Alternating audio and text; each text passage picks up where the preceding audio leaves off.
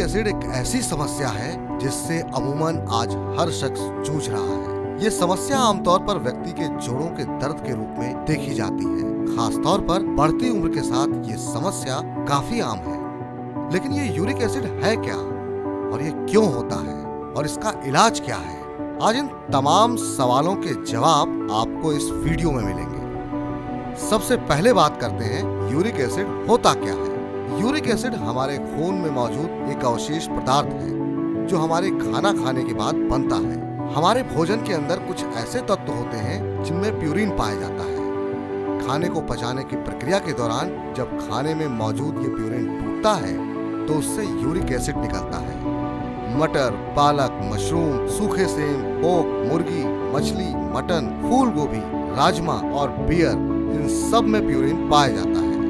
हमारे शरीर में किडनी यूरिक एसिड को फिल्टर करती है और फिर पेशाब के जरिए उसे शरीर से बाहर निकाल देती है। जब कोई व्यक्ति अपने भोजन में अधिक मात्रा में प्यूरिन लेता है तो शरीर उसी अनुपात में यूरिक एसिड को बाहर नहीं निकाल पाता और इससे शरीर में यूरिक एसिड की मात्रा बढ़ने लगती है। इस कंडीशन को हाइपर यूरिसीमिया कहा जाता है और ये शरीर से निकलने के बजाय हमारे जॉइंट्स और टिश्यूज में जमा होना शुरू हो जाता है। और जब ये काफी लंबे समय तक हमारे शरीर के जॉइंट्स में जगह बना लेता है तो हमारे जॉइंट्स में दर्द होना शुरू हो जाता है, जिसे अमूमन गाउट के नाम से जाना जाता है। ये बीमारी आमतौर पर 40 साल की उम्र के बाद देखी जाती है। यही नहीं, यूरिक एसिड किडनी तक को नुकसान पहुंचा सकता है क्योंकि यूरिक एसिड किडनी में जमकर पथरी बनाता है। व्यक्ति के शरीर में यूरिक एसिड इकट्ठा होने की वजह कुछ हेल्थ डिसऑर्डर भी हो सकते हैं। डायबिटीज, किडनी की बीमारी, हाइपोथायराइडिज्म, कुछ प्रकार के कैंसर, कीमोथेरेपी और कुछ सोराइसिस जैसी त्वचा रोगों की वजह से भी शरीर में यूरिक एसिड की समस्या हो सकती है। इसी के साथ ही व्यक्ति के शरीर में यूरिक एसिड इकट्ठा होने के और भी कई कारण हो सकते हैं, जैसे मोटापा, प्यूरिन वाली चीजों का अधिक सेवन, घर परिवार में यूरिक एसिड का इतिहास, तनाव जैसे कई कारण यूरिक एसिड होने की मुख्य वजह है। शरीर में यूरिक एसिड कम होने और बढ़ने के लक्षण हर एक व्यक्ति में अलग अलग हो सकते हैं, लेकिन जब शरीर में यूरिक एसिड बढ़ता है तब हमारा शरीर कुछ ऐसे सिग्नल देने लगता है जिनसे इनकी पहचान की जा सकती है। इन लक्षणों में जोड़ों में गंभीर दर्द, उंगलियों में सूजन आना और चुभन वाला दर्द होना, जोड़ों में गांठ की शिकायत होना, उठने बैठने में परेशानी होना, किडनी स्टोन की समस्या, बार बार पेशाब आना, पीठ में दर्द होना जैसे लक्षण शामिल है।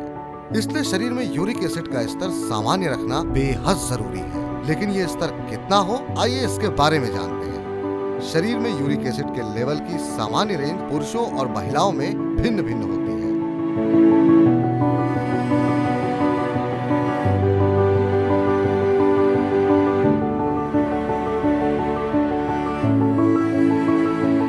यूरिक एसिड बढ़ने का पता एक ब्लड टेस्ट के द्वारा लगाया जा सकता है।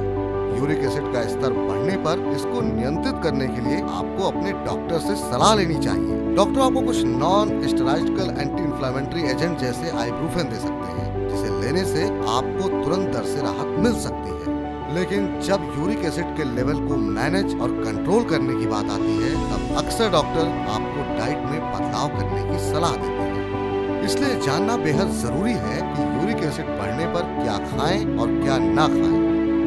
अपने लाइफस्टाइल में थोड़ा बदलाव करने से और अपने खान पान में कुछ खास बातों का ध्यान रखने से यूरिक एसिड को नियंत्रित किया जा सकता है। जैसे कि जिन चीजों में प्यूरिन की मात्रा अधिक पाई जाती है उनका सेवन बेहद सीमित करें। साथ ही रिफाइंड या प्रोसेस्ड फूड आदि से भी परहेज करें। खूब पानी पिए क्योंकि पानी के जरिए शरीर से नुकसानदायक तत्व बाहर निकलते हैं। डेयरी प्रोडक्ट की जगह आप अपनी डाइट में सोया, मिल्क, टोफू आदि को शामिल कर सकते हैं। एक गिलास पानी के साथ 3 बड़ी चम्मच एप्पल साइडर विनेगर लेना भी यूरिक एसिड में फायदेमंद साबित होता है। स्ट्रॉबेरी, ब्लूबेरी आदि यूरिक एसिड को कम करने में उपयोगी माने जाते हैं और ये यूरिक एसिड को जोड़ों में जमा होने से रोकते हैं। इसलिए अपनी डाइट में इनका सेवन करें। अपनी डाइट में फाइबर युक्त चीजों का सेवन अधिक करें। ड्राई फ्रूट, फ्रोजन सब्जियां, ओट्स, नट्स आदि में 5 से 10 ग्राम सोल्यूबल फाइबर ऐड कर फाइबर की मात्रा को बढ़ाया जा सकता है।